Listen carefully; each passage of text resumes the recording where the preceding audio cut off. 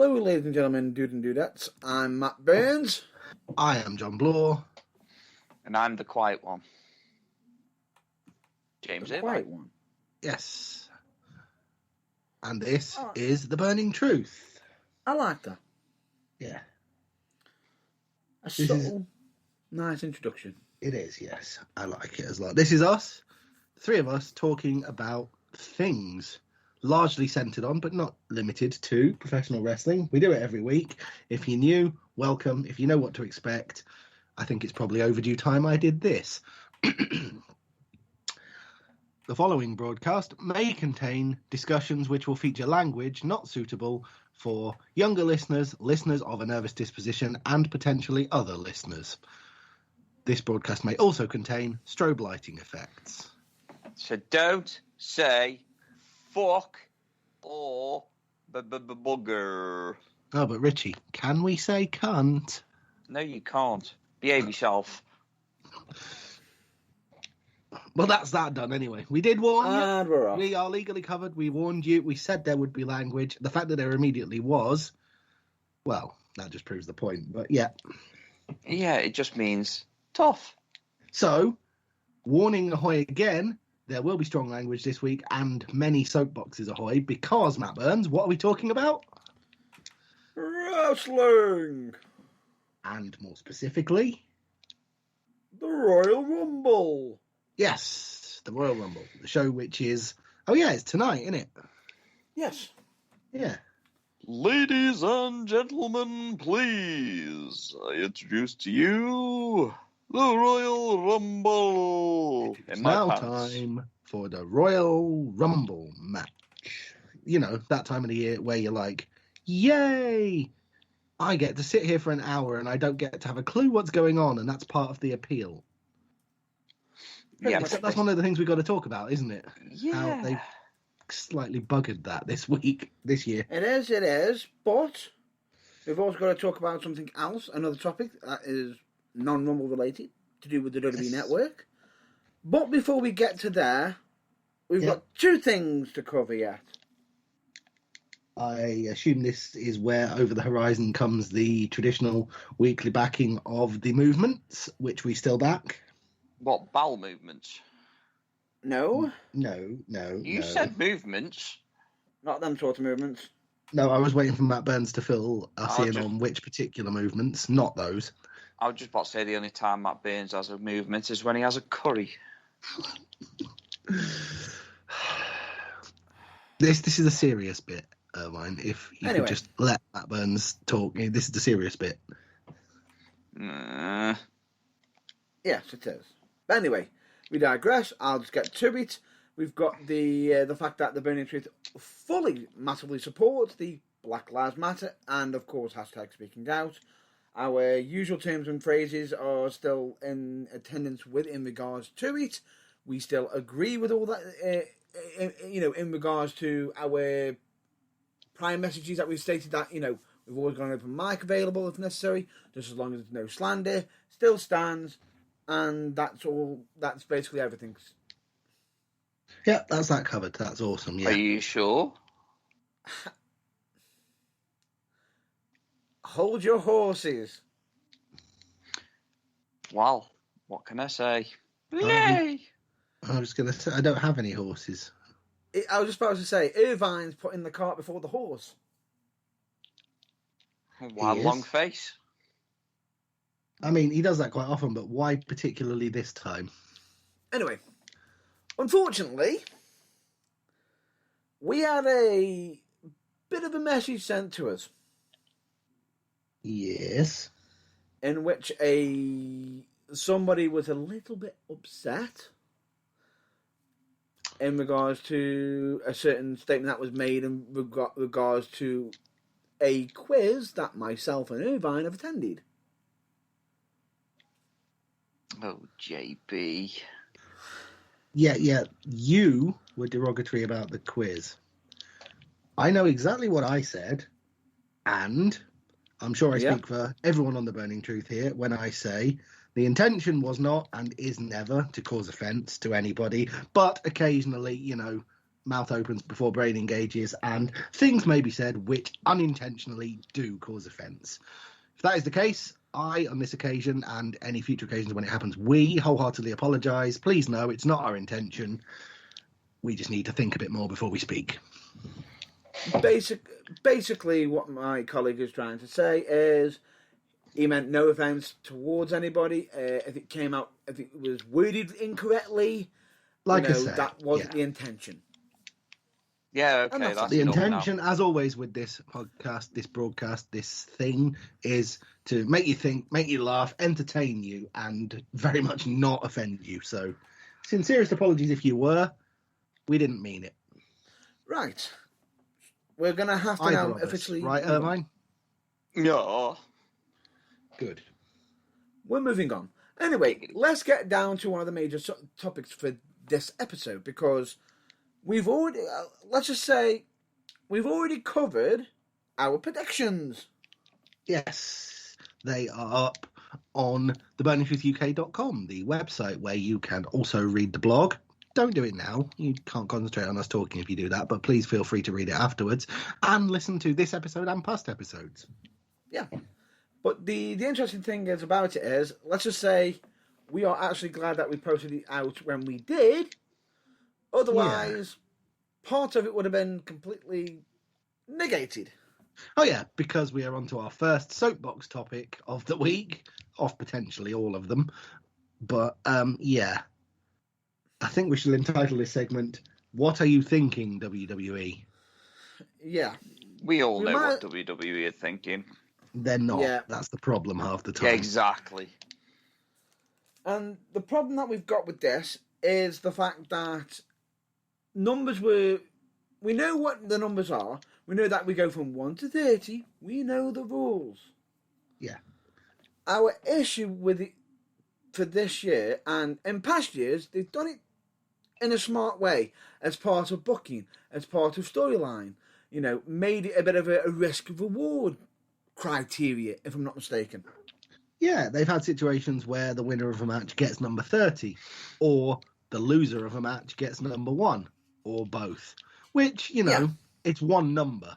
It's fine. It doesn't spoil the grand scheme of things. But this year, they've outdone themselves in their stupidity because, okay, sometimes because of a stipulated match a couple of weeks prior to the event, you might know who number 1 or number 30 is. So that slightly spoils the start. But this year, all the excitement of, oh, okay, I know who number 1 is, or I don't, but I'm going to find out who they're going to be fighting for 2 minutes before anyone else shows up. And that's part of the fun and part of the appeal of the Rumble, has been pissed away by idiots in the booking department who have not only announced who number 1 is, but who number 2 is as well. Yes. Why have they done that? Oh, to make it even worse, What? wasn't even done on the regular schedule programming. Oh, no? You mean they No. pissed the whole Royal Rumble, men's, this is, I believe it's just the men's, up the wall by doing it on WWE.com?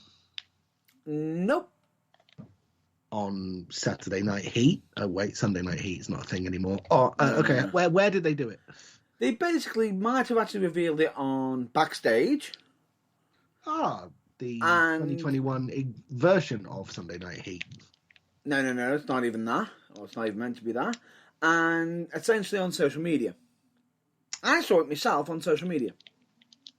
Well, there you go. I managed to not see it until the other members of the Burning Truth told me. I did, however, manage to see the clip of the Monster Among Men returning, which, I don't know, made me happier than it should have, I'm sure. You were happy about something? I actually like the fact that Braun Strowman's back. Oh, I might be a shoo-in to win it then. I'm sure that'll happy- wear wait, off wait, as wait, quickly wait. as my like of Braun Strowman usually does. You know, take about 5 minutes. But I was genuinely happy to see him come back and beat some people up. It was good, but the problem is he may actually have to face the pre-show curse. The pre-show curse? Well, Do explain. Not pre-show. The build-up. You know, the fact that the episode of SmackDown that he came back is the last SmackDown before the event.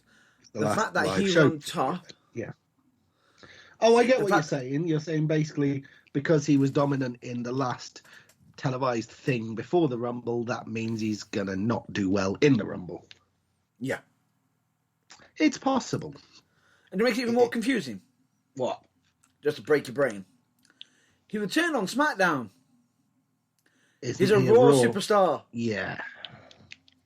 Did they just think, oh shit, we've run out of time here, we're going to have to shoe him in to SmackDown? Yeah, I think they did. I think they actually genuinely went, Oh, no. We've got so much shit thrown at the wall, and some of it is even stuck, that 3 hours of Raw isn't enough. There's Yeah. nothing No. happening on SmackDown. Just What makes it shoehorn him in worse- there. It'll be fine. Now, what makes it worse, they couldn't fit him into the 3-hour show. The fact that half the entire freaking Raw roster was on SmackDown this week. Yeah, I don't understand how difficult it is to adhere to. You're on the red brand, you're on the blue brand. That means you don't appear on the other one. That's because they're all going to be having... That's probably because they all wanted a big cuddle before the main event. And do you know what the excuse was? You I wanted bet a it was big cuddle? crap, but no, what was it? Something tells me it didn't involve cuddling. No, it didn't. Although it should do. More Orgies? people should cuddle more of the time, but that's beside the point. No. What was the excuse? The excuse was it was some like kind of special annually requirements, dual branded big thing. I think it was basically they were trying to say we're meant to be crossing over only for the big 4 pay-per-views. Oh, I see. It was basically WWE saying for the big 4 pay-per-views, the brand split doesn't exist because On reasons. the last week, Yeah. even though SmackDown had no advertisement on Raw, and yet all the build-up matches for Raw events were on SmackDown. So, in actual fact, Raw ended up having almost an extra damn hour from SmackDown to What advertise in the- Raw stuff. So dare I ask, in that case, what the bloody hell did they fill the 3 hours of Raw with? Don't ask. I wish I hadn't already, but I have now. I'm so. going to say maybe, I don't know, someone having a big, massive turd on the toilet for half an hour. Was it a load of not very intelligent wrestlers trying to pronounce that dinosaur that Irvine looked up midweek? Yeah, I'm not saying that. Yeah.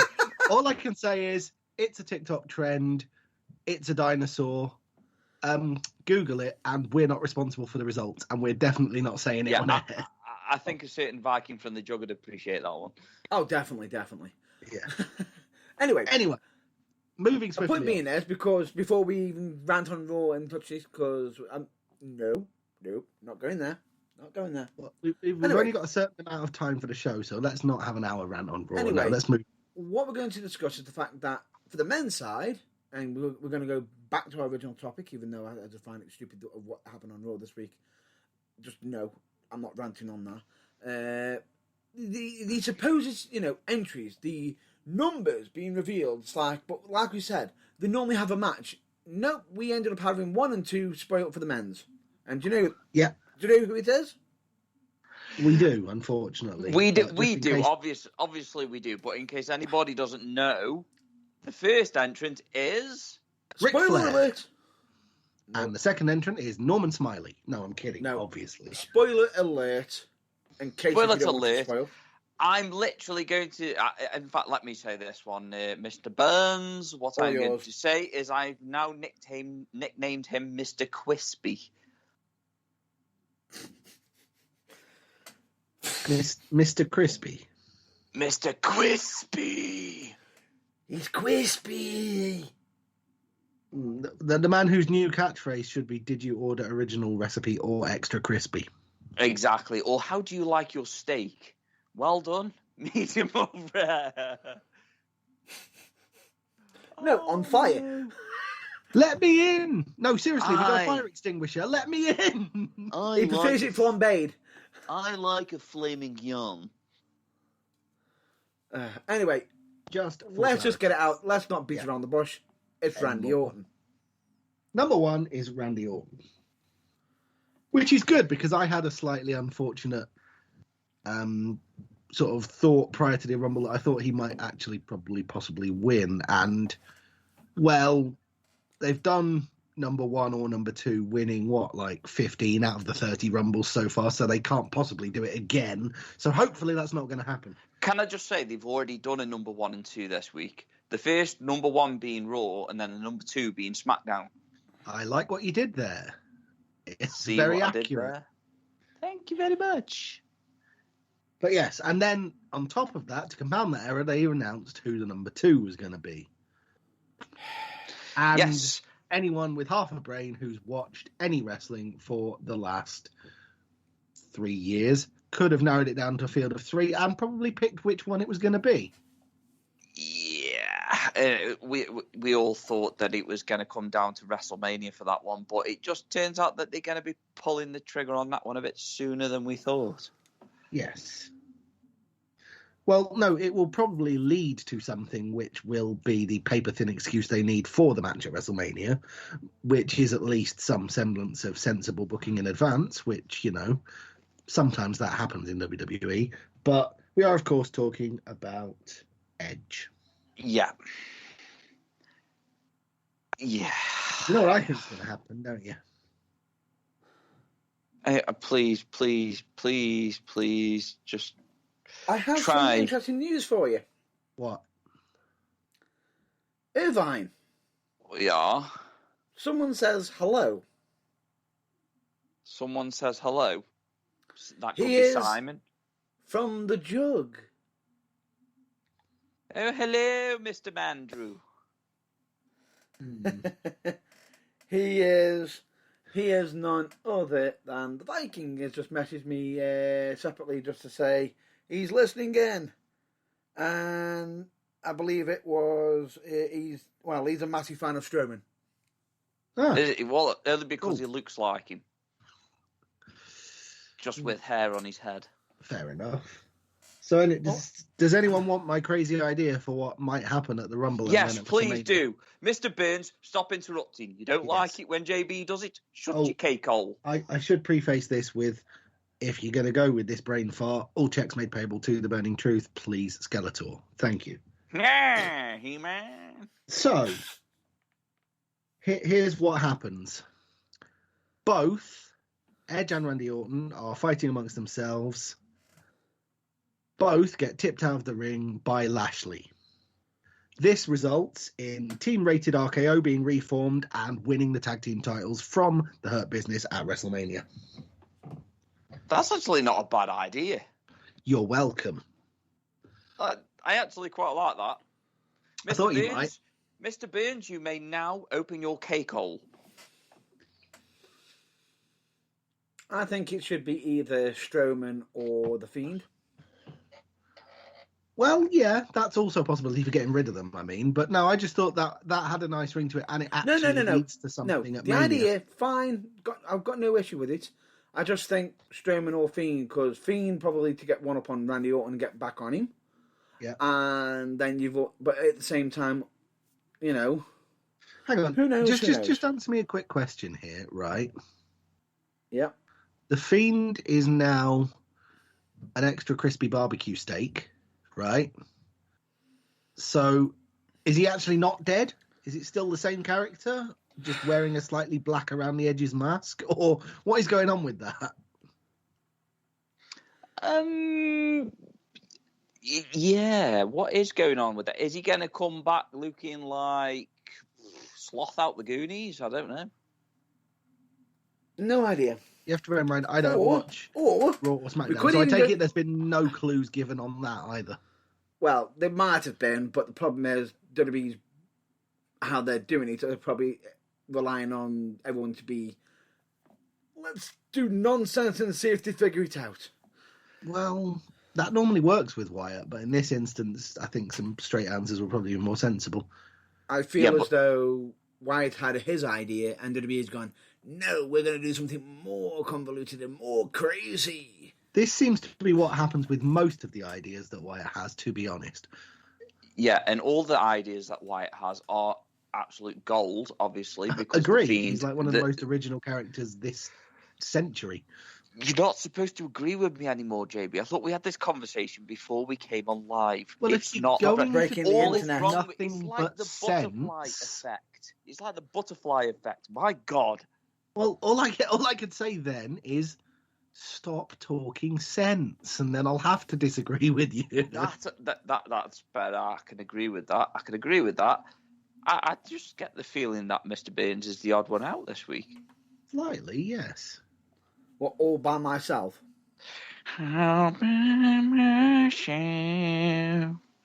He wants to play all with himself. No, what the...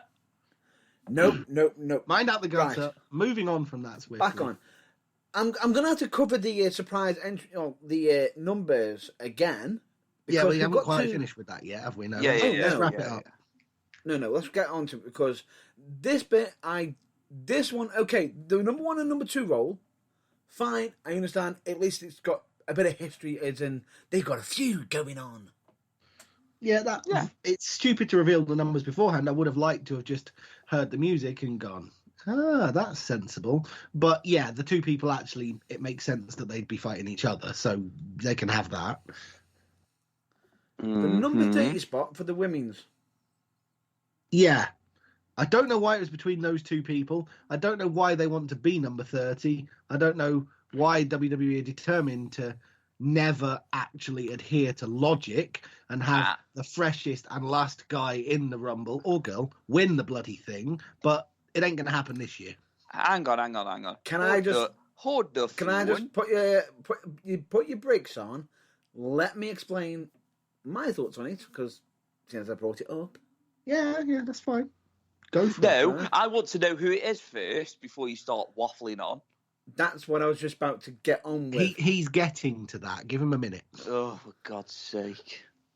The major issue is the fact that it was revealed on Backstage, a match on Backstage, when there's SmackDown, Raw, the WWE Network, God knows how much TV they've got. WWE.com. Right? Yeah, there's that. To put it in, but they fitted it on to a Fox show that's meant to be talking about the storylines, but having a match instead. Okay. And it's between Natalya and Tamina. Yeah. I'm struggling to think of two people that A, deserve, and B, the vast majority of fans care about less for being number 30. No offence to either, but it's WWE haven't exactly concertedly made efforts to make us care about either of them. There's just no shock factor there. No. On top of that, like, wow, yeah. There's no shock factor. What the fuck's going on? Yeah. On top of that, to make matters even worse, when were they actually on the regular schedule programming? Like never ago. No. When people actually cared. Only fans. This is a wrestling podcast. Stop bringing accounting into it. Behave. Stop bringing accounting into it, because we do not want to be possibly getting banned on on certain platforms. We do not mention accounting on this show. It's in the no-no list with politics and whatever the other thing is. That's off the top of my head. I should know. Religion. That's the one.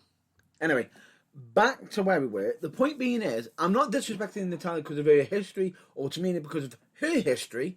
It's just the fact of, there's a lot of top contenders who've been fighting for that 30 spot, who would have been more high ranked on the card.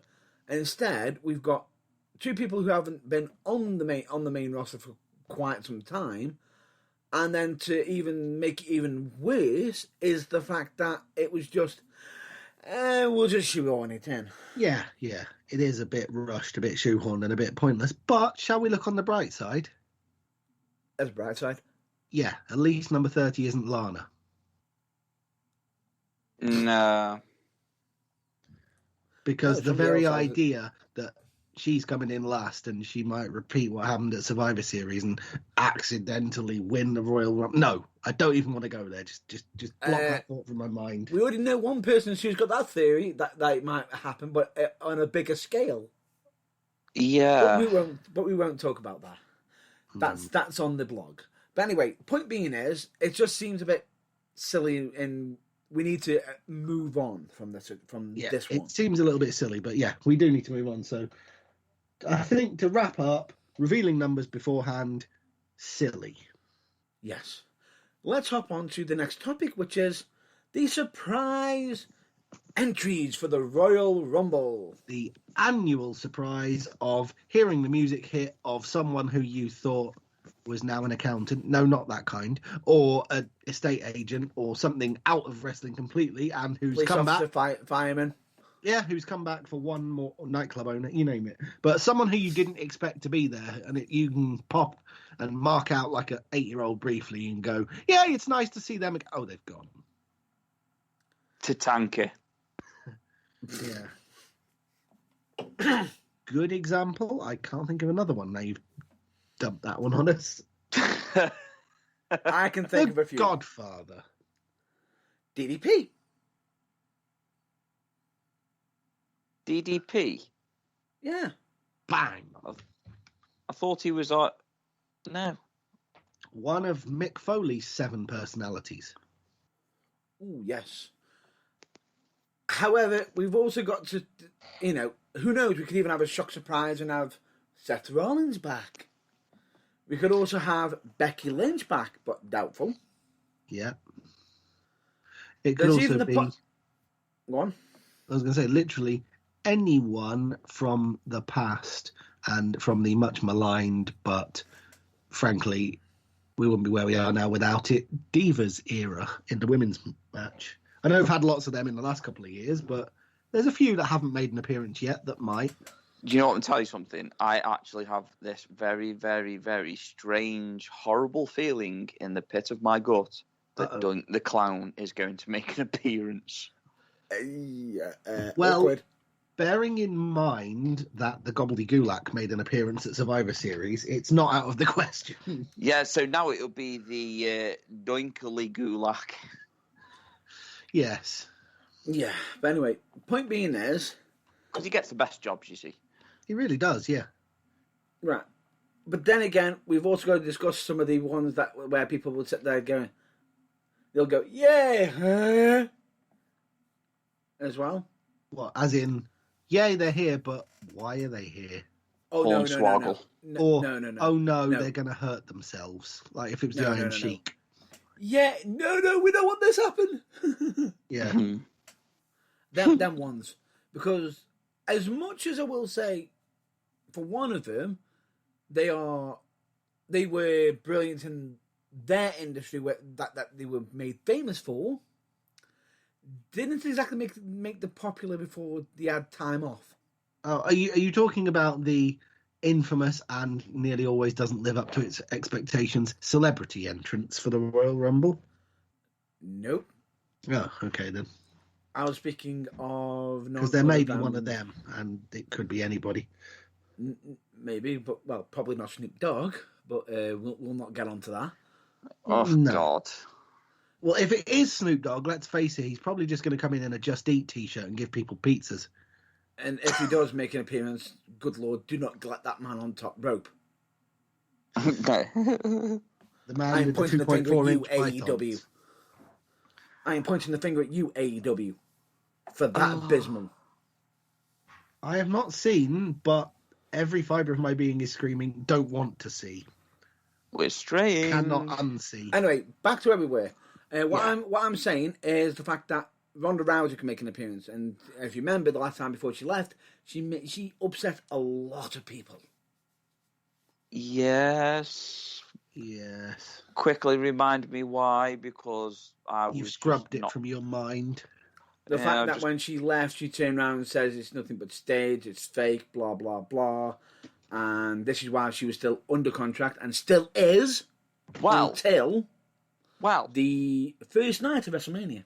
Well, spoiler alert. Yep. I would just like to inform everybody that Ronda Rousey and wrestling have two things in common. What? They're absolutely fucking shit. What? Would you care to elaborate on that statement? Yeah, I didn't rate her as a wrestler, so she can fuck off for all I care. Oh, I see. You mean Ronda Rousey in wrestling? We thought you meant wrestling as a whole.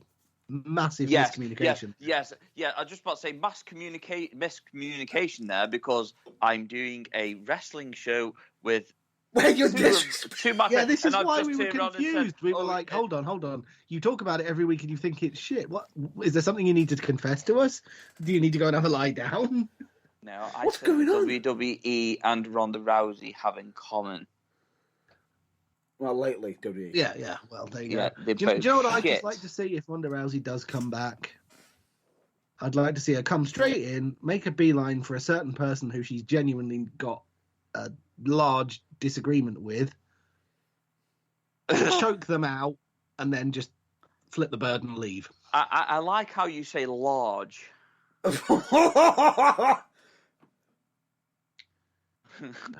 Yeah, not touching that one. Not touching that one. I'm not touching that one with a fucking barge pole. All I'm saying is the person who hates her and who I would assume she hates equally as much. I'm not touching that one either. I wouldn't touch it with your barge pole. Anyway, let's just move on to the next person who could be a surprise entrant. That will cause fans go, yeah, and be upset.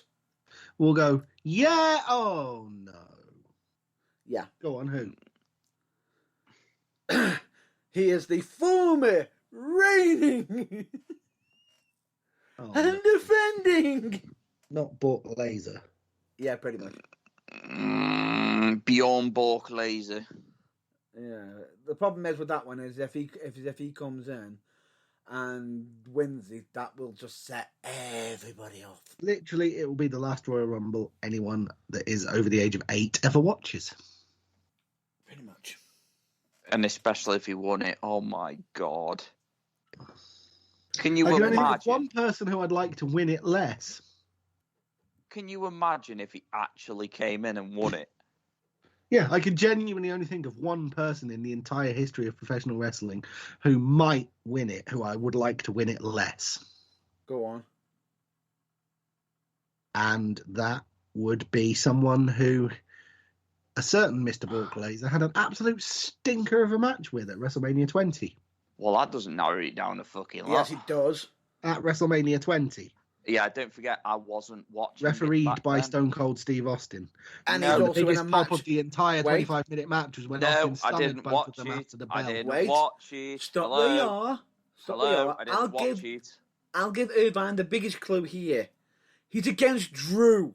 I'll give you the biggest clue. Who's next? Oh, wait. Who's next to change the time? But the problem is... we're talking about that pile of fucking garbage. No. We're not touching it. We're not touching it. You just did. Can you just wash your hands now? Yeah, but the thing is, I've got a horrible feeling Drew's going to win the championship match, so he's then going to decide to enter himself into the Rumble, and I don't even want to think about it. You do realise if he does enter the Rumble, exactly if he does win it, what will be the result? What will happen? Yeah, I lost to Drew, so I'm going to go for Roman, which will just be... Which is fine, because then, at WrestleMania, Roman versus Goldberg is basically everyone in the world's extended toilet and get a drink break. Basically, the match that didn't happen last year. Yeah, and for good reason. Yes. Moving on. So, is there anyone who is rumoured to potentially be entering who might be a good thing to just balance from those two who nobody wants to see? Santino? Got to put a smile on your face. Is he attempting to beat his 1.9 second record for shortest entry? Oh, good Lord, please. I wasn't ready. Good Lord, please. Because that was absolutely hysterical. But then again, at the same time, we could have even more big surprises in the Rumble. You know, we could have, someone possibly from the past, I don't think Triple H would be in it himself. You could even have a certain Godfather make an appearance. I believe I mentioned him a little while back. Yeah. Oh, no. Oh, no. Do you know who I'd actually like to see Yeah, go on. Who? Please in the tell us. Rumble? And I'm pretty sure Irvine will agree with this. Booker T. Yeah, I'd like to see that. That'd be cool. Do you know who I'd like to see in the Rumble as a surprise entry, just for the pure nostalgia pop of when WWE used to remember that they paid him? Aleister Black. Yeah, that too. Hey, I tell you what, though, I'd like to see the Big Show. I'd like to see the Big Show come out and relive his entire WWE/WWF career, because he'll have heel, face, heel, face, heel, face turn in the ring. Depending on who he's eliminating, yeah. Yeah. That'd be quite interesting. He'd just be like the Big Show, just reliving out his entire WWE career.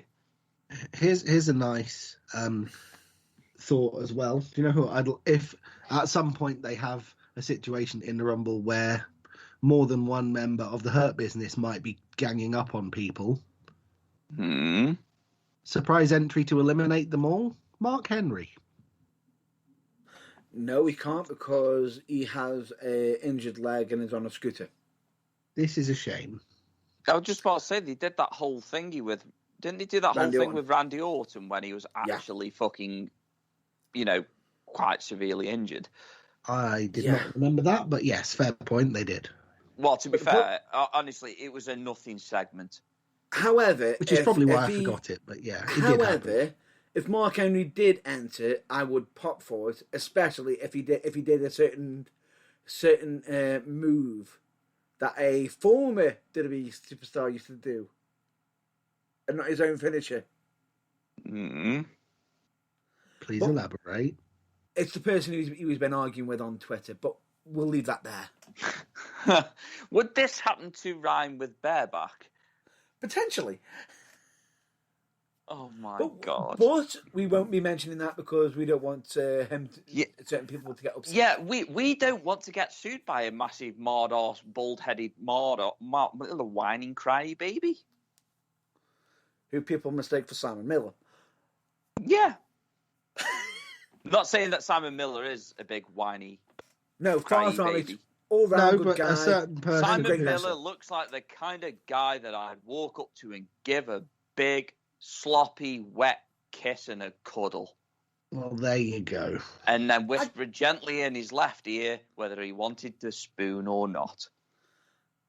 Okay, I'll just say I'll give him a handshake and a hug, but that's it. That went in an unexpected direction, yeah. Anyway. I think I'd go more down the route that Matt Burns chose there if I had to take sides, let's be honest. And let's move on. Let's move on. However, do you know, actually, there is one person I wouldn't mind seeing in the Rumble making a surprise return. Gilbert. Oh, good Lord. I'd pop for that. Taka Michinoku. Nope. Or what's left of his face. No. He's had 20 years to recover. It's fine. I'm going to say JTG. Yeah. Okay. One half of Prime Time. Yes, we know who he is. It's just... It's a bit of a tribute to his comrade. To Shad, yes. Yeah.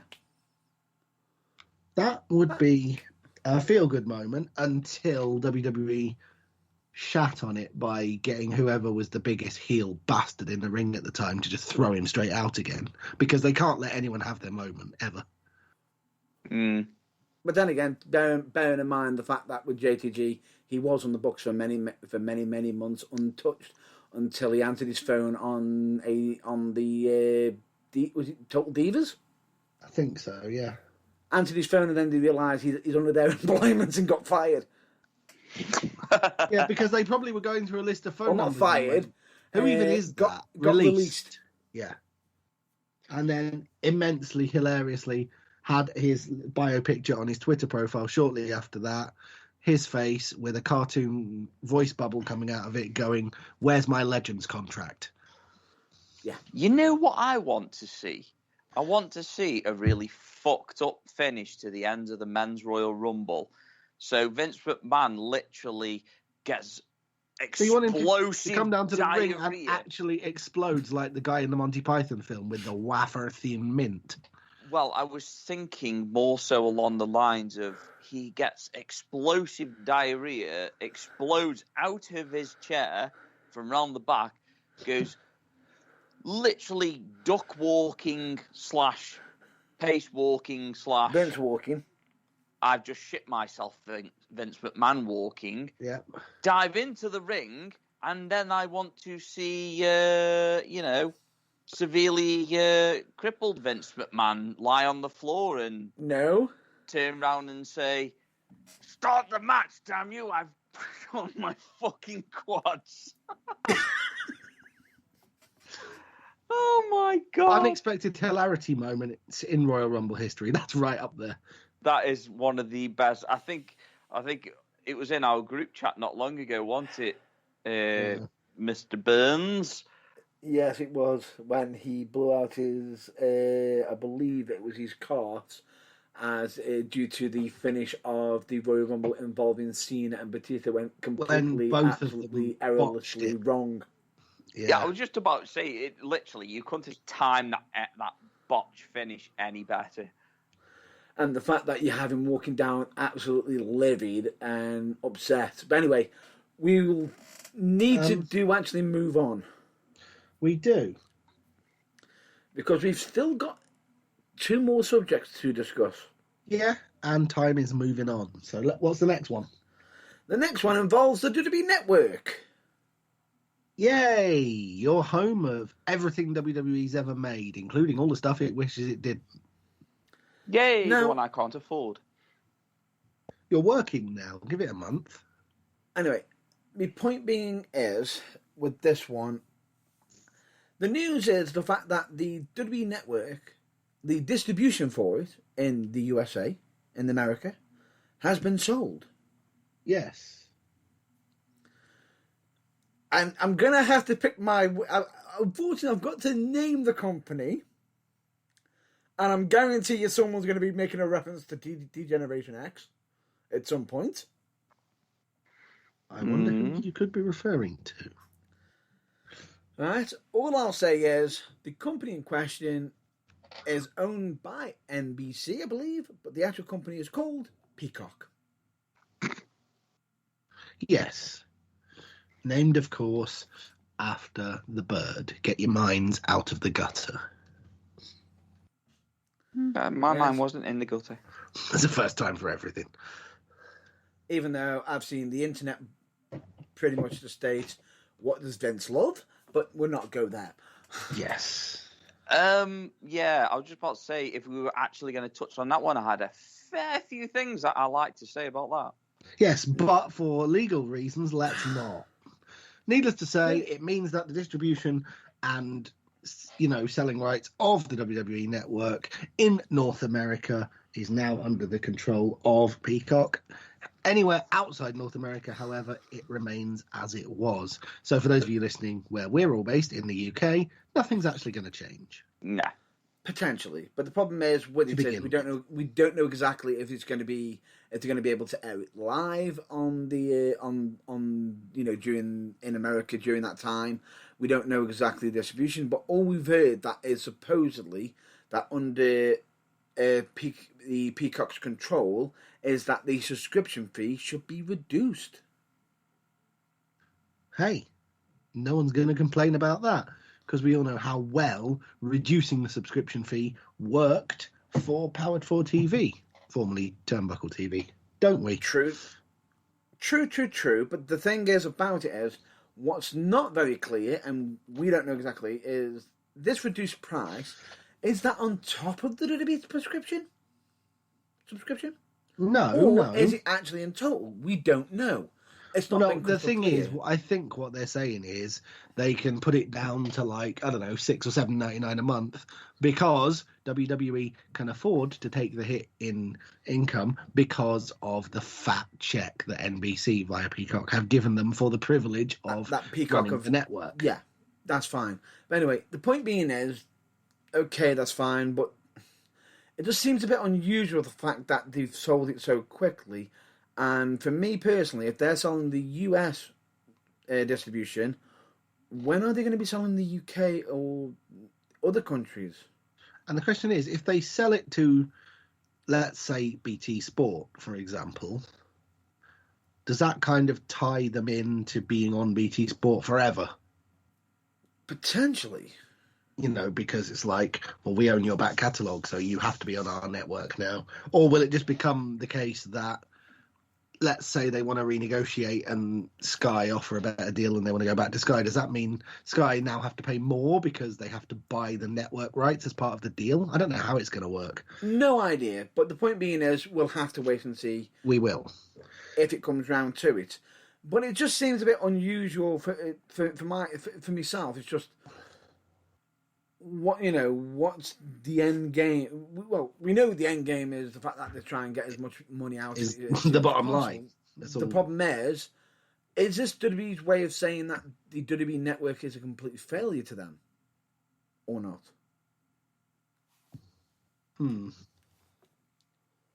Possibly. No, I don't think that's the case at all, because it literally has made them so much money that they were able to abandon the pay-per-view system. So I wouldn't call it a failure. No, but that's what I'm saying. It just seems a bit. It just seems a bit unusual. Let's just see what happens, shall we? Because it's very early days. We covered that quickly. Right, what's the next topic? Oh dear. Are we bracing ourselves for Mucho Soapbox? It may need to be a stage. A stage with the word WrestleMania written in 50-foot high letters in glowing neon pyro, and like a thing that means they can project images onto the floor. And potentially be enforced. Mm. And it's a topic that Mr. Irvine mentioned to me, but it was something I was considering myself discussing, but I feel Irvine should have the privilege of mentioning this topic. Without further ado, Mr. Irvine, what is it? Well, first of all, I'd like to state to everybody that I am extremely fucking tired at the minute. So if my words are not making any sense or I'm coming across like I have no fucking clue what I'm talking about, it's because I am surviving on very little sleep. But without further ado, let's jump into this one. Jim Cornette, you are a fucking cunt. First things first, may I suggest vaguely cough syrup flavoured, highly caffeinated fizzy beverages to keep you awake. There are many available. I'm naming none by name because, being good and everything. Energy drinks. You're a fucking monster. Where's my monster? Why fucking bastard. Rockstar, Red Bull. Anyway. Drinks. There are millions of them. Any of them. Have one. Drink one. Caffeine yourself up to the eyeballs. Yeah. Because not only will you then be, yay, happy, but when you crash and fall asleep, it'll be amazing. Be out for days. I need to go to sleep tonight because I got work very early in the morning. Fair enough. But anyway, yes.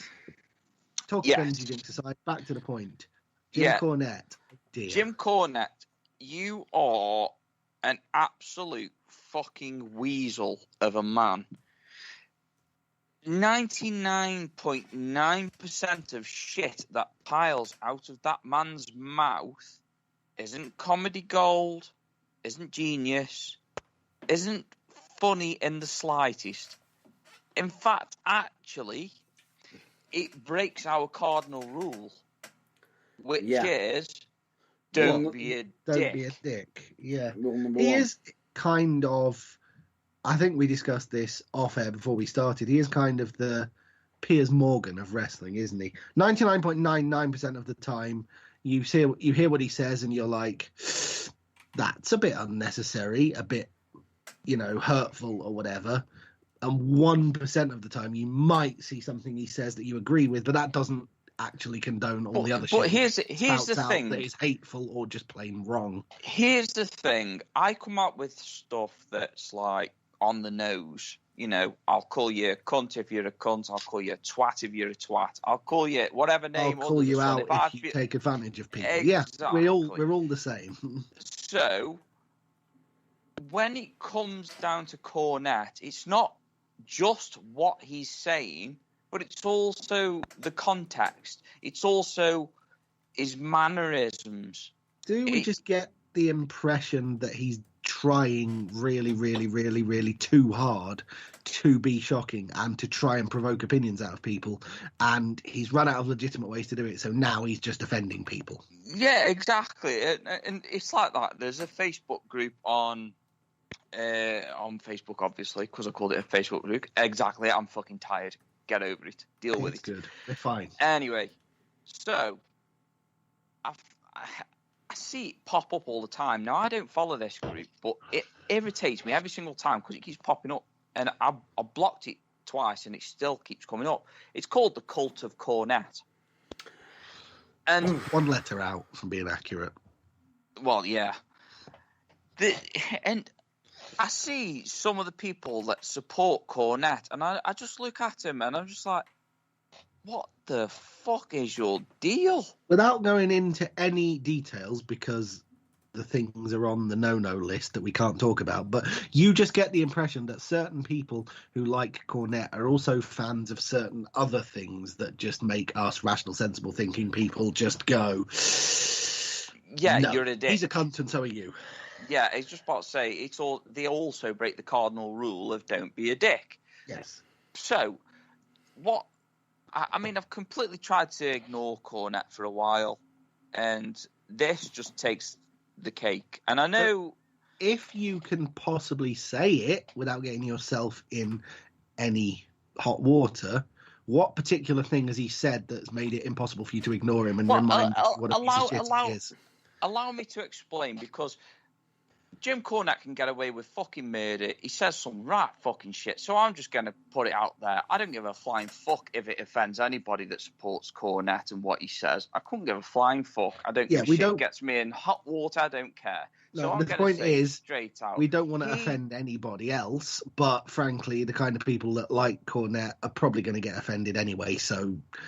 Well, I was just about to say, he can go fucking blow up like a fucking tomato that he is then, can't he?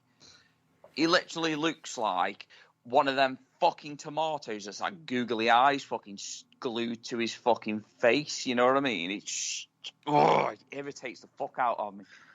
Anyway, back to the point. The point is that he keeps attacking Chris Jericho and AEW for no valid reason. We criticise... No, don't interrupt me, please. What I'm going to say to you is that he mentions things about WWE. He's not so cruel about the WWE. Yes, he comes up with his derogatory things that he says against the WWE.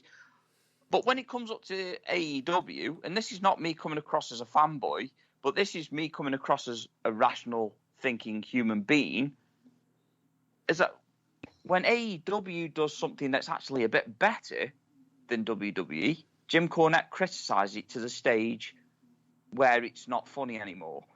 And then when you've got Chris Jericho, who's in his 50s, right? You've got Chris Jericho in his 50s. He's not going to be this, slim, muscular guy. And he's actually body shaming him. Now, we mentioned this not long ago. We just mentioned this not long ago about certain promotion around our area body shaming Matt Burns. It's not on. It's not on. In much the same way that WWE have done it after presenting it was fine with, Otis and Keith Lee. It's not on there either. But let's yeah, exactly. And it's clear that they are body shaming him because Vince McMahon's like, I want you to cover up your body. Nah. You know what I mean? It's fucking, what the fuck? You can't go around body shaming people. You can't. Chris Jericho, obviously, it's like water off a duck's back. He's made his money in wrestling. He's helping people. He's helping wrestlers get over now. And, he's had his time. First undisputed champion. I mean, come on. Yeah, why the fuck would he give a shit what Cornette thinks? But when it comes to personally attacking his physical image, And, you know, you could tell this one's actually affected Chris Jericho, because even if he says that it hasn't, it's all about, we go down to mental health and stuff like that again. It's that the mental scar's there then, because he's body shaming him. And I'm not being funny, but Cornette's a fucking horrible, dumpling looking fucking bloke anyway.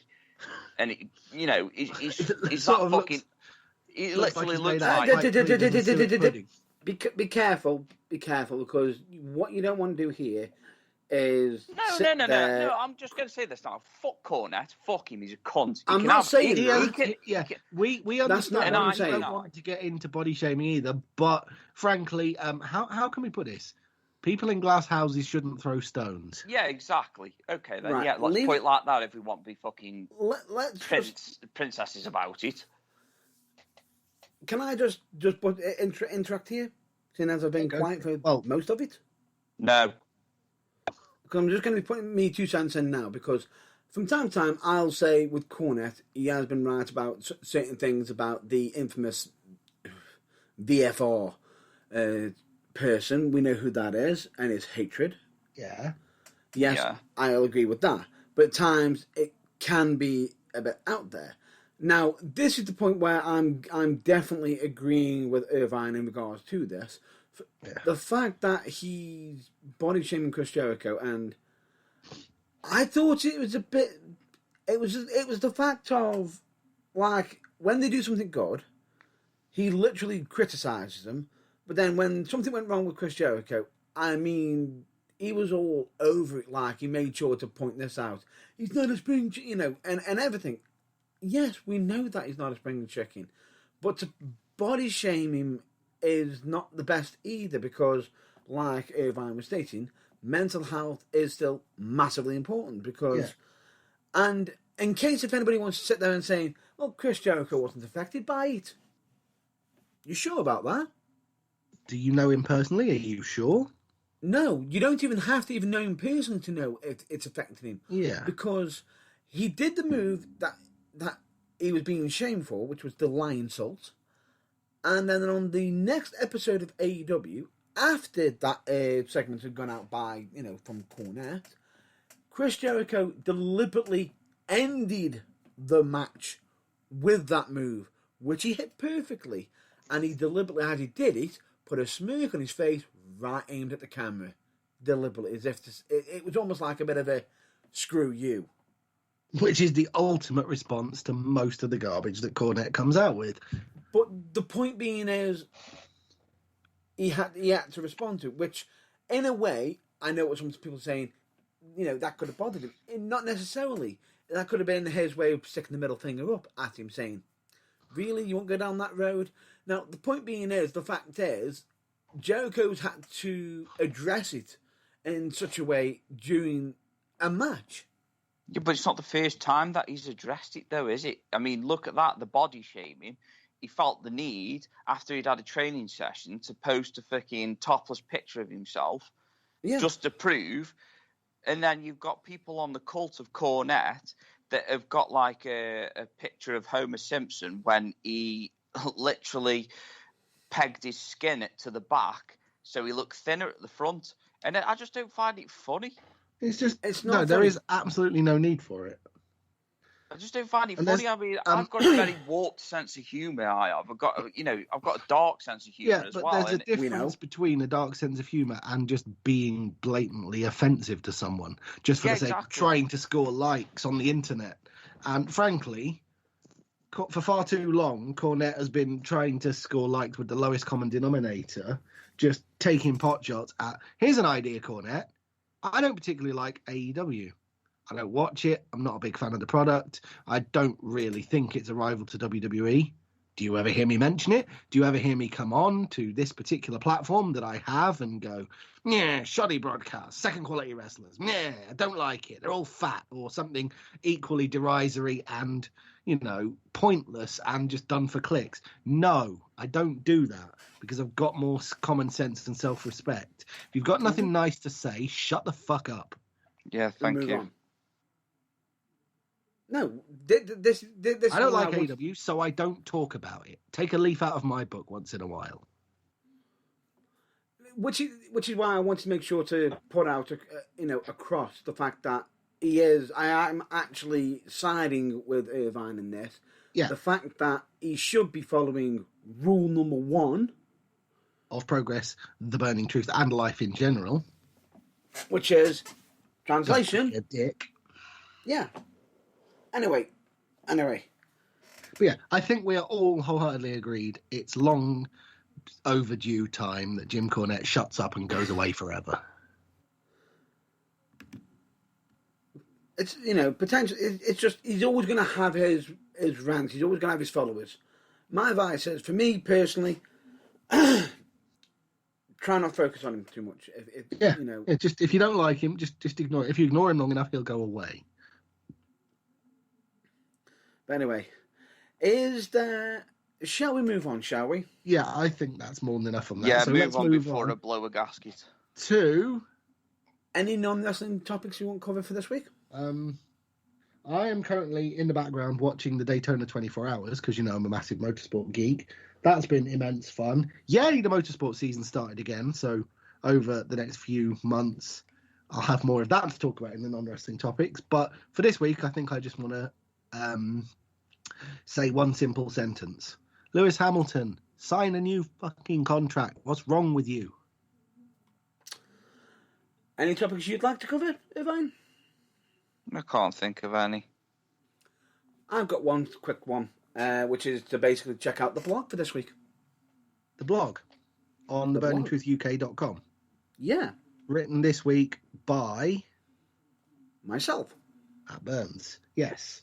When you are on the website, after you finish listening, maybe, just before you listen to a past episode or maybe before you check out some of the links, maybe some of the predictions. No. And predictions, and also don't forget, if you want to also support us. Yeah, to support us as well by buying the merch. Yeah, when you've done all of that and you read the blog, read this week's because it's interesting, thought-provoking. Everything a blog should be. For me, it was short, sweet, and simple to the point. All I was to say is, keep moving forward. Yes. And if you want more of that sort of thing, you can also follow The Burning Truth on Instagram, where that sort of post gets posted quite a lot. Every Monday, I believe. Yes. Monday motivation. Ding! Anyway. But enough of that. on. We need to move on to a sort of special, super expanded edition of the Epic Wrestling Moment. Yeah. And I say special and super expanded because it's Royal Rumble weekend. So the Epic Wrestling Moment is the Royal Rumble match. Which way are we going first? Oh yeah, just so that the listeners at home who weren't party to our pre-broadcast discussion, we're each going to pick our favourite and least favourite Royal Rumble over the 34-year history of the event. And I think, because of the potential for soapboxes to get it out of the way, we should go worst first. Do you agree? Fine with Yeah. me. Okay. Unanimously agreed. Right then. So, who wants to start? In all the Royal Rumbles you have ever seen, who wants to go first with which is their worst one? You know what? I nominate I'll go Matt first. Burns. Yes. I'm going to go first.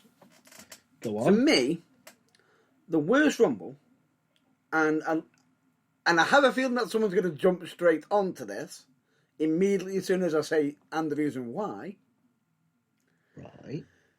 will be the Royal Rumble of 2015. Eek. Mm. Good call. Mm. A lot of you are probably just now thinking, why 2015? Which Rumble was that? Yeah. Give us a bit of context. This is the Rumble Karen-tainted, where so- I believe we had someone deciding to go, right, we'll fit him in and let's go with it. And he's the big dog. He's going to be winning it, the big dog. Roman Reigns. And, Covered in and this is dog when food. the crowd were absolutely hating on Roman started to this hate on was- Roman Reigns. When the crowd were giving him John Cena at One Night Stand 2005 levels of "we despise the very sight of you." Yes. Mhm. And I find at the same time, it's annoying for how much WWE trying to force Roman Reigns down our throats. I feel a little bit sorry for Roman Reigns in this case because if we look at 2014, if I'm not mistaken, didn't WWE want him to win that one?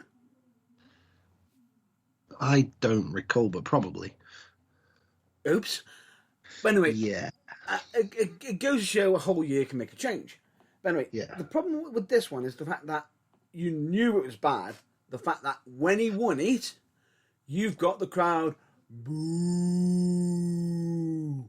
Yeah, Given to that- such a level that WWE couldn't mask it without Right. literally cutting the sound entirely. And you sit there thinking, how can they even try to save this? Roman Reigns getting beat up. The crowd are cheering Roman Reigns getting beat up. Yeah. To then have The Rock come down and make the save and then raise Roman Reigns' hand, and you think, an endorsement from The Rock? You know, the crowd must cheer him. You know, WWE's probably thinking, "Oh, cheer him." No. When you have the most electrifying man in sports entertainment, who was over like Rover, who Yeah, is the most whenever he negative makes an reaction appearance, in all of sports and entertainment. yeah, he only has to have his music hit to have a pop. And as he raises Roman's hand, you can see on his face the visible, "Excuse me." Yeah. Oh, It was a collective. Really, Dwayne, is that what your integrity and your soul is worth? Okay, you've diminished in our opinion somewhat. Yeah, it just seems a bit unusual. Just at least he managed to just, okay, this is happening. Yeah. But then again, with The Rock, he probably would have known how that would have felt because when it happened to him, at least during that time, WWE actually thought, "Oh no, let's go with what they're doing. They're booing him. Let's turn him." No, we had Yes. to wait another almost 6 years before they turned Roman. Yeah, to the point where, you know, they And now- turned the other two almost as much as the Big Show, where it was meaningless, to the point where one of them had walked out of the company. Yeah, pretty much. But anyway, the point being is the fact that we've now got, I believe, the heel Roman that people were asking for during that time. And He's- WWE is and still it's working. managing to make it suck. No, not the Roman stuff. That's all gold.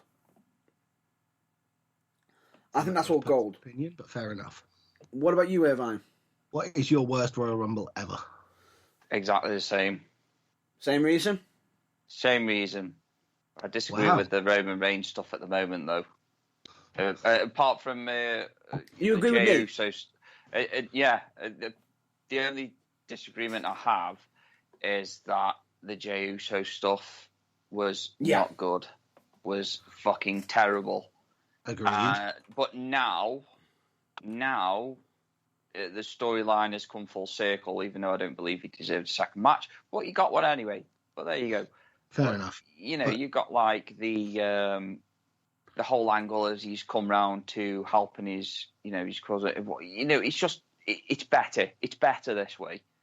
It is better. It's Fair better for enough. Roman, and it's better for Jey Uso as well, because they've been goody two shoes for so long now, and it just, I don't know, they just play it really well. Well, there you go. That's pretty But cool. anyway, the 2015 Royal Rumble was absolutely fucking garbage. And so, does that mean it's my turn? That would mean that BJ gets his turn. Who? Does he? Who's he? Does he get a say in this? BJ. I don't know who that is, but since he's not here, I'm going to go next. Okay, Right. BJ. Shut up, Irvine. Okay, BJ. Go on, JB. Thank you, Matt Burns. With a dishonourable mention to the clusterfuck that was last year, where half the Royal Rumble was Brock Lesnar standing around sweating, waiting for the next person he was going to kill the career of. I'm sorry. The I'm worst sorry. Royal Rumble in history, which even manages to eclipse that, is the clusterfuck that was the 1993 Royal Rumble. The first one, aged 7, that I ever watched anything close to live. I had a neighbour that had Sky back then. They taped it. I watched it the next day because obviously I was 7. I couldn't stay up till 1 a.m. But, oh my God, after the euphoria of having a few weeks before seen the 1992 Royal Rumble and the glory of everything that happened with Ric Flair that year, I went into the 1993 Rumble with high hopes, and WWE shit on them faster than you can say Goldberg to win.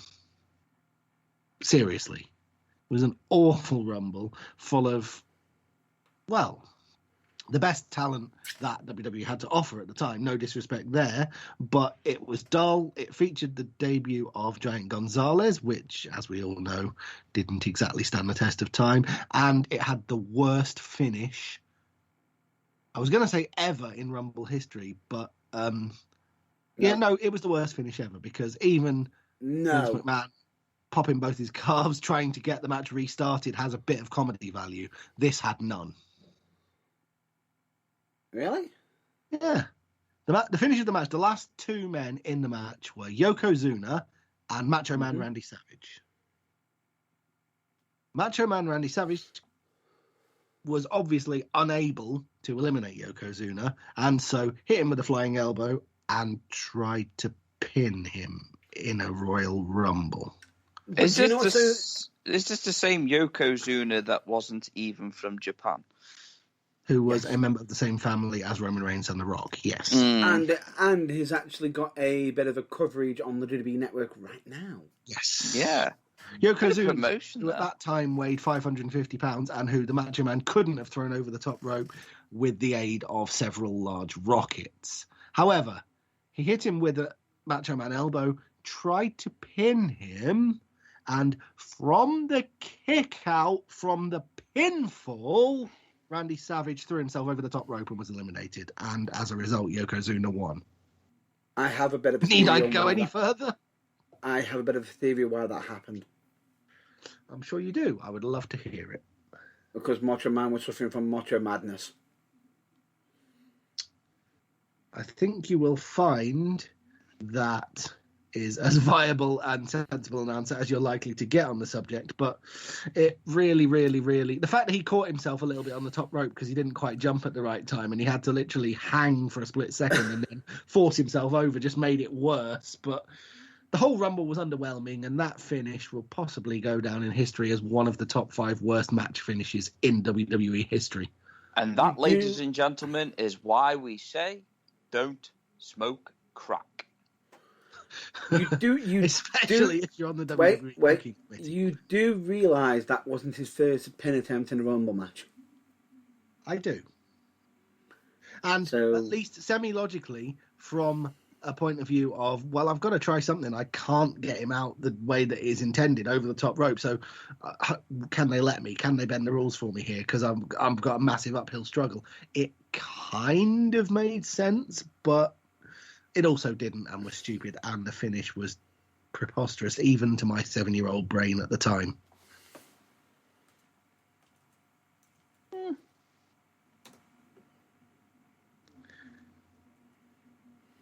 Wow. Stunned silence in the burning truth. Yeah, it was just like that at the Royal Rumble. Yeah.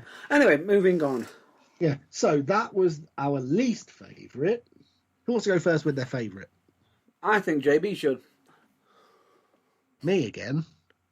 Yeah, I went last time. Okay, fair enough. My favourite Royal Rumble, you might be able to guess this, by the way, listeners at home, is the home of possibly one of my favourite promos of all time. That would be the pre-Rumble promo by The Rock. And also the home of the one and only Hardcore Rumble. Well, part of it was Hardcore anyway, because they had all the guys from the Hardcore division at the time in the ring at the same time. And so a nice byproduct of that was Raven got a bowling ball in the testicles. Do you make it even more funny? What? You sit there and you say you call it the Hardcore Rumble, and yet no one actually points out the fact that in the Rumble match there is actually no rules against them using weapons. This is actually correct. I was amazed in However, the Attitude Era especially that this one Rumble was all there was of it. It was like they didn't actually have a similar sort of thing to ICW, where in the Square Go, 6 entrants in the Rumble have a lottery drawn separately and they're allowed to take a weapon with them. You know? I'm surprised more people don't use weapons in the Rumble is what I'm saying. But in this particular year, which I don't think I've mentioned yet, by the way, was 2001, they did. And it was a very entertaining and diverting half hour.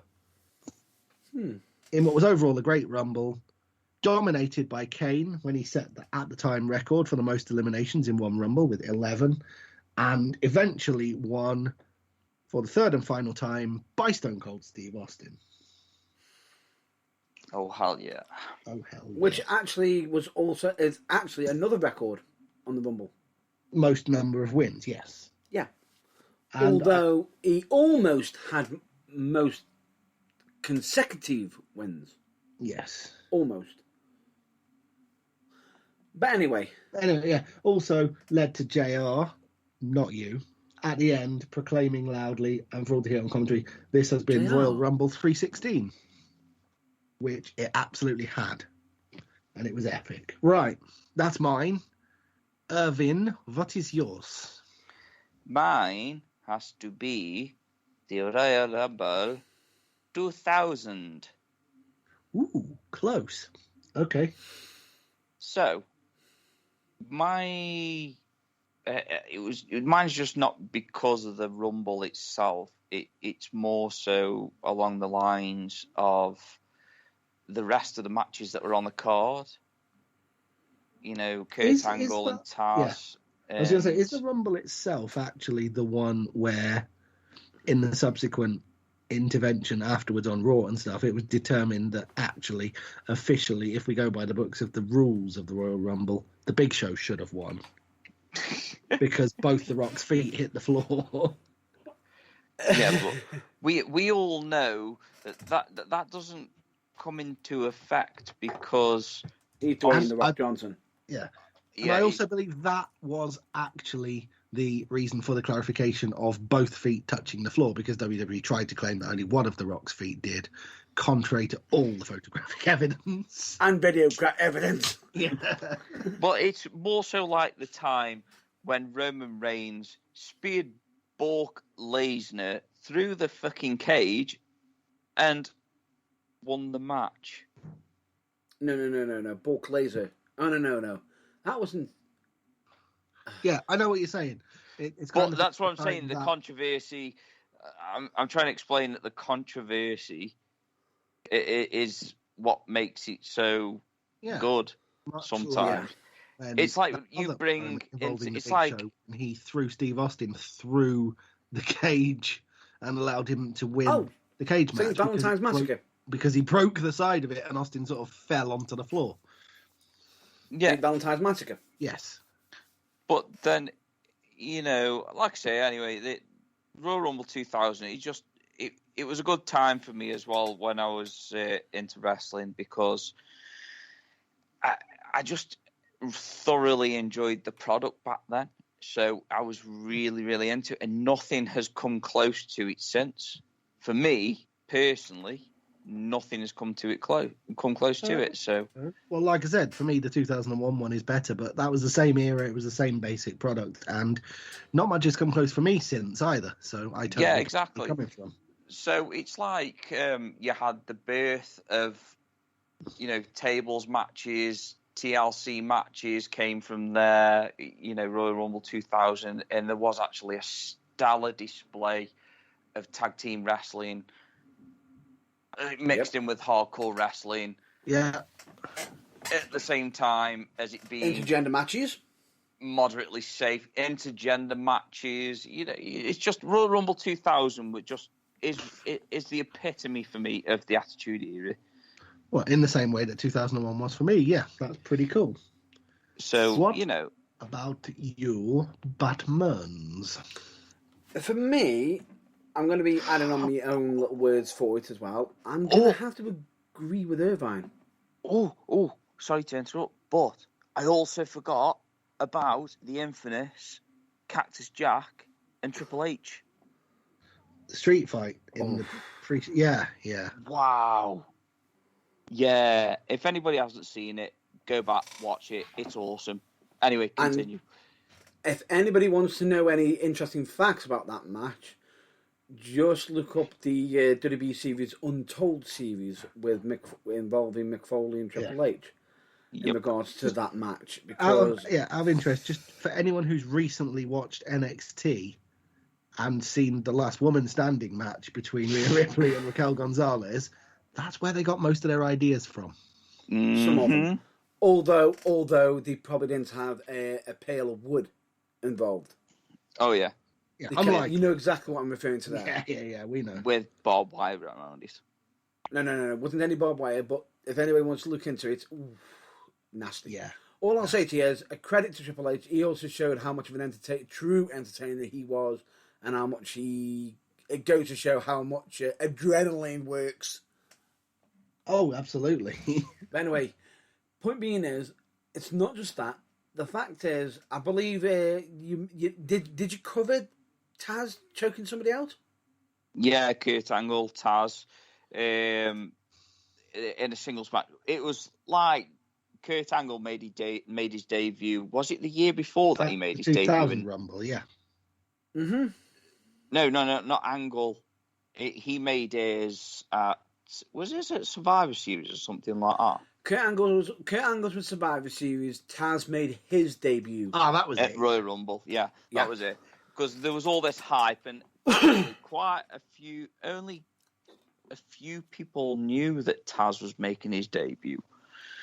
Less than knew Kurt Angle was making his all that few months before. When he came out, there was such a massive pop because obviously everybody back then was a massive ECW fan as well. So, and it's in Madison Square Garden. Yeah, exactly. So Taz is like a god there, and you know he comes out, literally defeats Angle within minutes, and Angle's like, "Oh, I'm undefeated," you know, blah blah blah, and you know, playing the true heel that he is. And Taz just absolutely obliterates him. Which was awesome at the time, although who else now, thanks to a certain Mr. William Regal, can't see Taz without hearing the words, "That hideous little gobshite Taz." Yeah. Or Taz corpsing on commentary. Yeah, that too. But anyway, point being is, another thing to point out, which I'm surprised neither one of you pointed out yet. Go on. The constant replay during the Royal Rumble, if anyone remembers what happened. Oh, yeah, because let's just clarify in case people didn't hear that, because you kind of just said it and moved on. You agree with Irvine. You think the 2000 Royal Rumble was the best one, yeah? No, 2000, yeah. 2000, yeah. And you're talking about was it JR or was it the King's constant insistence? It was the King. Having a replay of the elimination. I would like to say elimination. I don't think he was even actually officially in the match, but the throwing out over the top rope of, was it Funaki or no. Both of them run in. Kai and Tai did. And I'm just going to address this as they run in. They're like, we're gonna make a name for ourselves. We're gonna look good. Runs into certain people in the Rumble match. Taz just pretty much obliterates Funaki and just goes, "See you later." At which point Funaki went over, you know, pretty much looking like he was like a job. Looking like he was collecting air miles, yeah. Pretty much. And we sat there thought, that was pretty high, but at least it was a safe landing. And then we have Bossman and Gangrel, you know, two smaller blokes compared to Test. Yeah. grab Taka Michinoku and sort of just, swing their arms and throw him towards the ropes. At which point, for some unknown reason, the momentum of Taka Michinoku decided, instead of me going over normal, I must do a flip over the ropes. Yes, and not only did he come down with snow on him, but contrary to how it would make sense if you wanted to be safe, I think his nose hit the ground first. His Let's face just hit the. put it this way: he wasn't yodeling for a while. Yo. I'm pretty sure that the last thought that went through his head was, this is going to look so cool. And then about 20 minutes later, when he woke up backstage, his first thought will have been, what happened? Did that look... I do believe that the last thing that went through his head was actually the fucking concrete. The mat. When it more hit. than likely. This is going to look so cool. Shit. Crunch. Or I did in midair. I wonder if I get a free fly from the Air Miles. I would actually also like to point out that this Royal Rumble was actually the Rumble that Rikishi actually made a massive impact on the Rumble itself, because he eliminated quite a few wrestlers. Including his cohorts. Yeah, I was just about to say, I've got the list in front of me. Yeah. You've got D'Lo Brown, he eliminated. Grandmaster Sexay, Mosh, Christian, Scotty 2 Hottie, Steve Blackman, Viscera. I mean, Viscera was a big dude, you know what I mean? He was like 3 times the size of Rikishi. And Rikishi actually made a massive... And this is where Vince McMahon actually looked at Rikishi and thought, yeah, actually, he's a decent... he can put on a He good knows shit. what he's doing. Yeah. And it took Big Boss Man, Bob Backlund, who else? Edge, Gangrel, Test, and the British Bulldog to eliminate him. Which is going some. Which is quite a lot. You think about it, British Bulldog, not a small guy. No. Test, massive. Not a small guy. Gangrel, massive. Not a small guy. No. Let me just say this for the record. He might not look big on TV, but in person, he looks like he's built like a brick shithouse. Yeah, exactly. He And really for our does. American viewers, I would say. Actually, no, I won't say that, because that we're going into uncharted territories there. Yeah. Like, He- what's the position in American football that all the 300-pound guys play? He looks like a line back defense in American football. Yeah. Ooh, look at Mr. Burns coming in with the save. And I love the fact that WWE loved how much Rikishi's efforts in that Rumble meant. They loved it so much that his eliminations were a record for a whole 1 year until 2001. Yeah. When they had Kane just obliterate 11 people just because it's like, okay. It's like I say there, even Edge isn't a small dude. No. And the Big Boss Man, we all know that he's a big dude. Yeah. Yeah. And But then, Bob Backlund is just like I like, was going to say, It's Bob Backlund. it's impressive. yeah.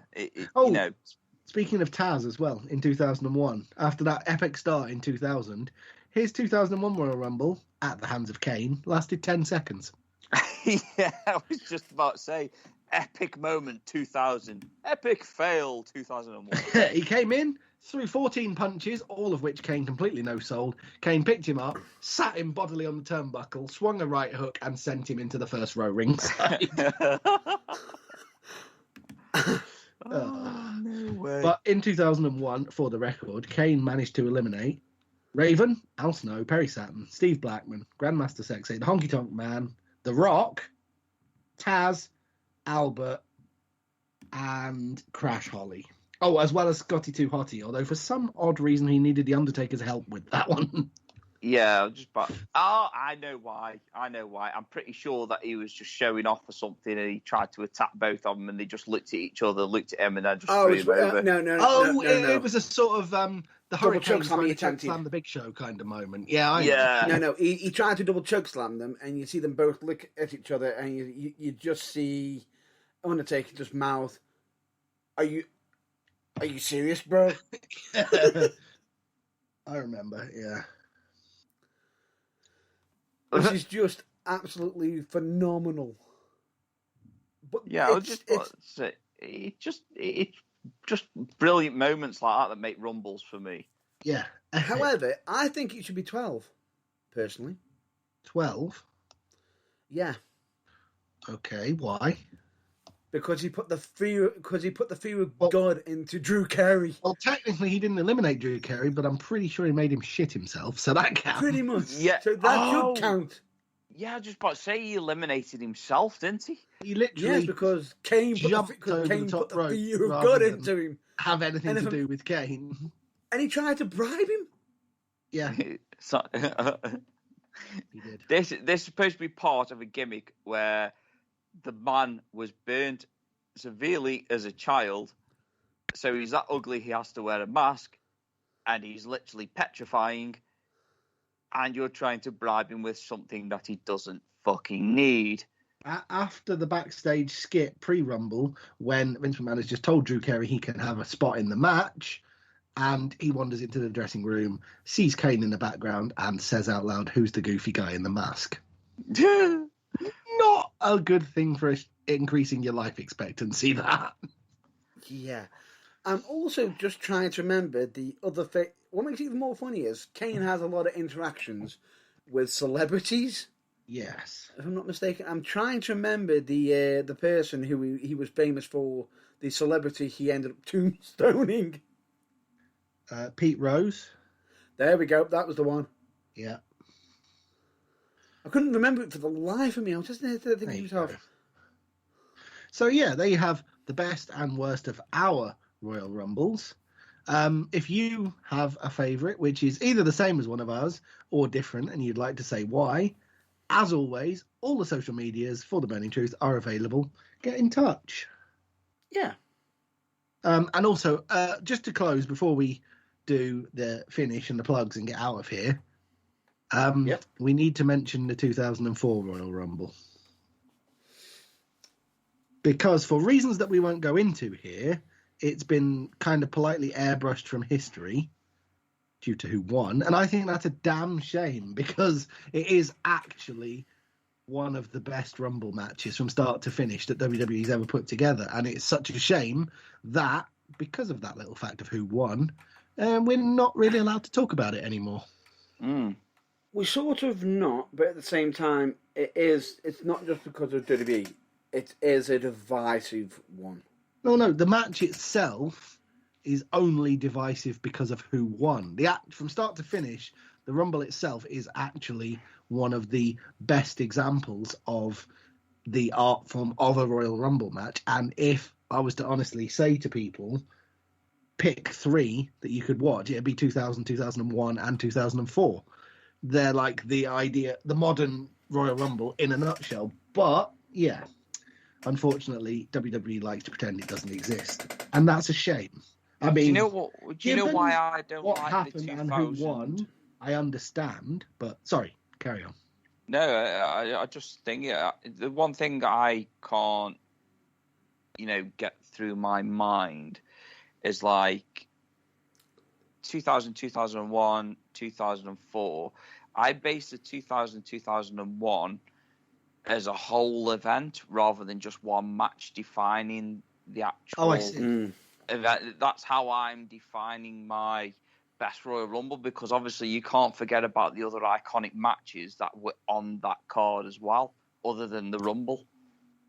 Yeah, that is true, and that is somewhat where the 2001 Rumble falls down compared to 2000. I'll admit, because the card outside of the Rumble had good matches, but I don't think any of them were particularly great or legendary or will ever be in anyone's top 10 list.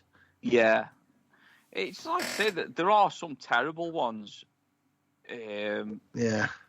Don't get me just- wrong. That's also on the flip side. The '93 Rumble was the first time I ever saw Scott Steiner hit a Frankensteiner in the opening match.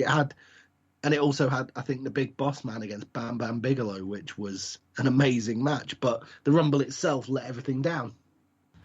Need I say that the Rumble that you were talking about when the Hurricane tried to choke slam two Big people, it was Austin and Triple H at 2002 Royal Rumble. Ah, My okay, mistake, yeah. cool. That was actually So my it error, was. my clerical error.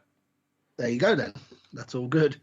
Because I've actually got the picture right here and it looks fucking hilarious. Yeah. You It's just the fact. you know when you just see picture this in your mind. You walk into a gym and literally you want to work out but you don't want to pay for it, so you walk in with 2 chopsticks and say, stick them up and train me, otherwise I'm going to hurt you. That's a wonderful mental image. Just to picture that in your mind and then just think of the aftermath and the carnage that follows. How Yeah. many, and as you're dragged limp from the premises, how many broken machines that you'd have been thrown through that they'd end up billing you for? It's just so funny because I actually remember this one when the Hurricane actually grabs Triple H around the throat and he's down to one knee and he's selling it. He's just like, he goes for Austin after and he's just like, they both look at each other and go, nope. Yeah. It's brilliant. It's Oh wonderful. my God. Yeah, I actually forgot that Mr. Perfect was in that Rumble as well. Ooh. The '93 Rumble, yes, he was. No, I think he was. the 2002. I Oh, don't was he? realise He was. that. Oh, I'd forgotten that as well. I know he was in the '93 one, and he made an absolute beeline for Ric Flair because of what happened the year before. That was one of the Oops. rare highlights of that particular year. Oh, yes. We all Yes. remember the certain infamous spectacles that happened during these. Yeah, that's the beauty of it. The thing is, WWE's made a whole gimmick of WrestleMania moments, but Royal Rumble moments should also be a thing. They really Yeah. should. Oh, if anybody wants a decent match to watch, and this is where I just couldn't get over William Regal, is William Regal against Edge for the Intercontinental Championship at the 2002 Royal Rumble. Oh, absolutely. Oh God, what a spectacle! That was really good, actually. You know, I might watch that after we Just finish. two fundamentally sound wrestlers just having a very entertaining match. Exactly, I might watch that actually after this. Go for it. I also remember it because it was supposed to be the year that, it was the year that Triple H returned, wasn't it, Yeah. from injury and won the Yes. Royal Rumble. And Was that, then- speaking of Royal Rumble moments, was that the moment when I believe it was Booker T sold a pedigree by getting back up to his feet, staggering backwards 3/4 of the way across the ring and throwing himself over the top rope? Yep. Yes, that's why I love Booker T. Oh man, That would be the fella. can you imagine Booker T now as the 24/7 champion? It's a genius idea. Book it. Sucker! Tell me. No. You didn't just say that. I want to see that now. So I do. I absolutely do.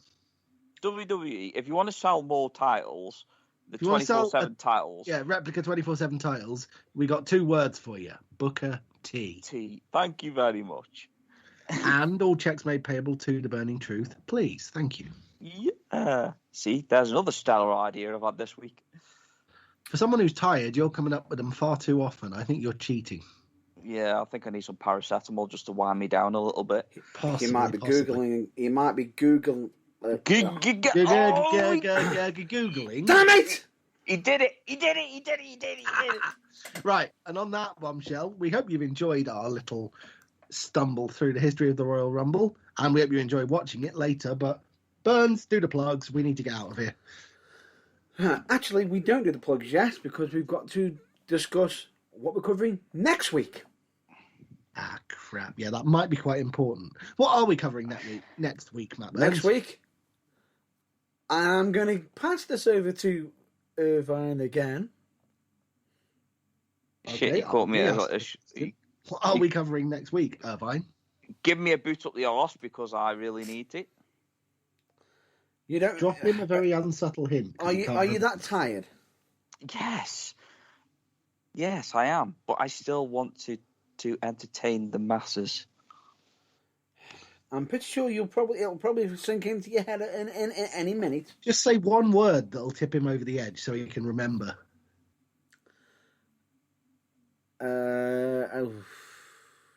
Or several, whatever. Just give him a clue.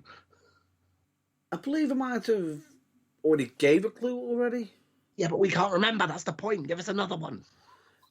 Right, okay. I'll give it another name. Just remember that Kane hasn't always been Kane. Glenn J. Oh, yeah, there we go. Boom! Ladies and gentlemen, Did you hear that incredibly loud crash? The penny I has have dropped. just twigged in. I have literally just tuned in to what he is saying.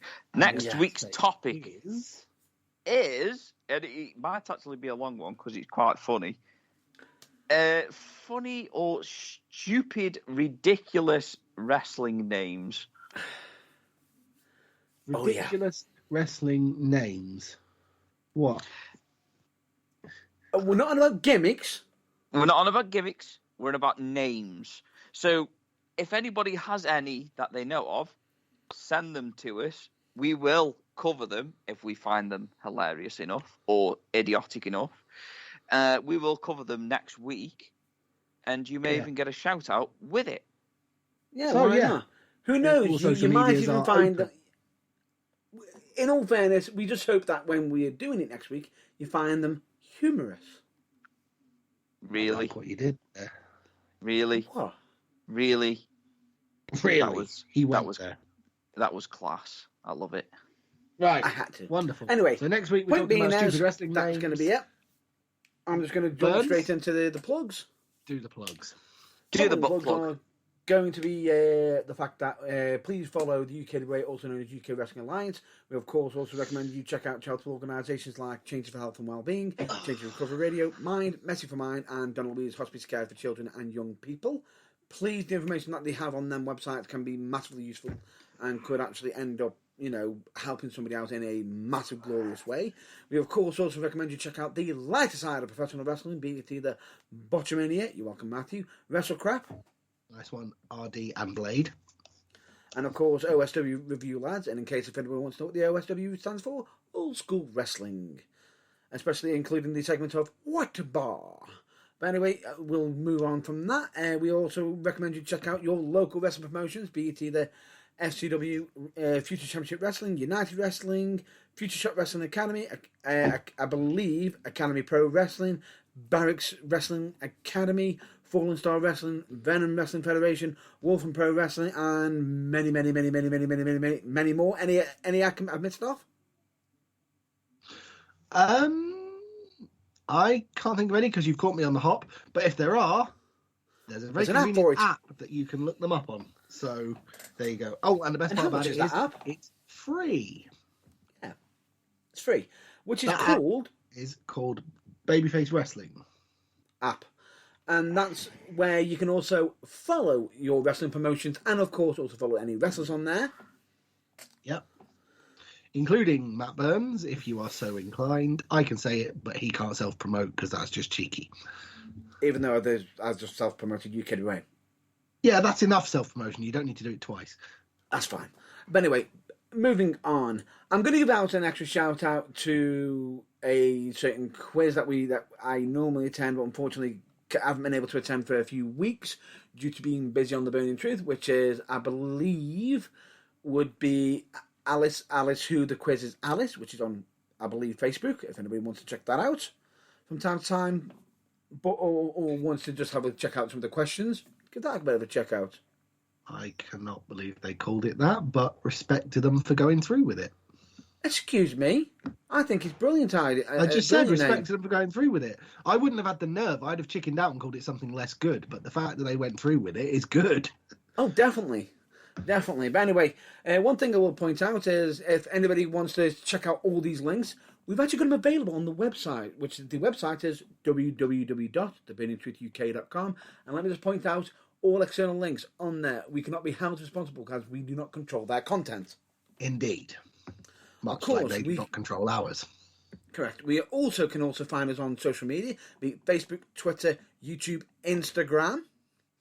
Yep. You can also hop onto the website to, properly support The Burning Truth. And Irvine, is there anything you want to add on to that? Yeah, buy my fucking merch. There we have it. Basically, in other words, check out our merch, buy it, because genuinely any purchase on there, you'll get something snazzy, handy-dandy, be it either mug, T-shirts and everything. But at the same time, you're also supporting us. And let me just point this out, that all funds do actually go back into The Burning Truth. And let me just point out as well, after we go off air, remind me, I have some ideas so that I can actually contribute. That's not a problem. I'll definitely remind JB of that. And of course, we are also... And you know what? I just realised I just missed off one more social media. How dumb am I for missing this one off? Which one? TikTok.